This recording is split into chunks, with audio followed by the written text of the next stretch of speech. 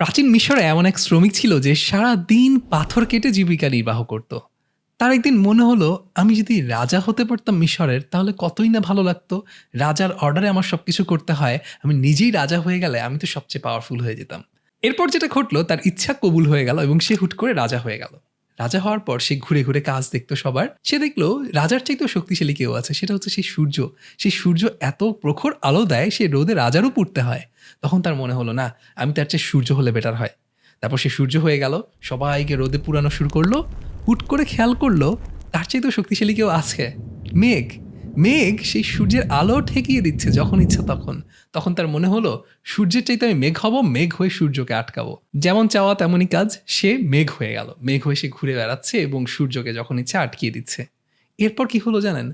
হুট করে কোত্থেকে যেন বাতাস আসলো, মেঘকে ভাসিয়ে নিয়ে গেল।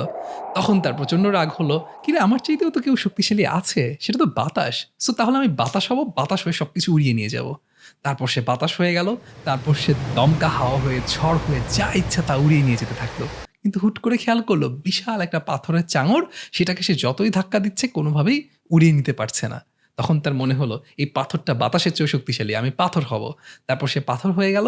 হুট করে সে যে শ্রমিকের কাজ করতো না পাথর কাটার, সেরকম একজন শ্রমিক এসে তাকে কেটে টুকরো টুকরো করে ফেললো।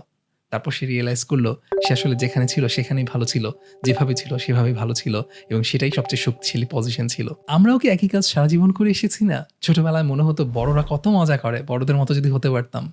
আর বড় হওয়ার পর এখন মনে হয় ছোটরা কত ভালো আছে, ওদের মতো যদি হতে পারতাম। কিন্তু আসলে সবচাইতে ইম্পর্টেন্ট টাইম হচ্ছে নাও। সবচাইতে ইম্পর্টেন্ট জায়গা হচ্ছে হিয়ার। আপনি যদি নাও অ্যান্ড হিয়ারে থাকতে পারেন, আপনি যদি সব সময় যে অবস্থায় আছেন সেটা সর্বোচ্চটা কাজে লাগাতে পারেন, তাহলে আস্তে আস্তে বাই ডিফল্ট সবসময় আপনি সুখী অবস্থায় একটু একটু করে ইমপ্রুভ করতে থাকবেন।